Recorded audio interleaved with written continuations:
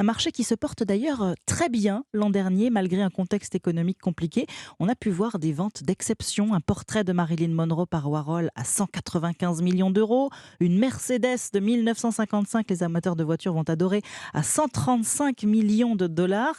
Et 2023 s'annonce plutôt bien dans les salles de vente, Marie Jiquel. Le monde de l'art commence cette année avec les yeux rivés à New York sur les œuvres du couple de collectionneurs Fish-Davidson. On commence l'année en beauté. Leur divorce sonne la revente de cette collection rare estimée à 115 millions d'euros.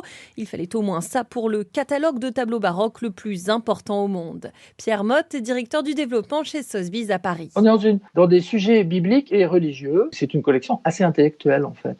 Parmi les œuvres, ce tableau de Rubens, égaré pendant des siècles puis retrouvé il y a une trentaine d'années, une toile très forte au titre, plus qu'évocateur, la tête de Jean-Baptiste présentée à Salomé. Il est caractérisé par un réalisme très cru puisqu'on voit le corps de Saint Jean-Baptiste avec la tête coupée et Rubens n'ignore aucun détail de cette décapitation. Ça fait une œuvre très forte qui pourrait plaire d'ailleurs à des amateurs d'art contemporain. Et pour espérer exposer cette scène terrifiante mais exceptionnelle dans votre salon, il faudra débourser au moins 24 millions d'euros. 24 millions d'euros.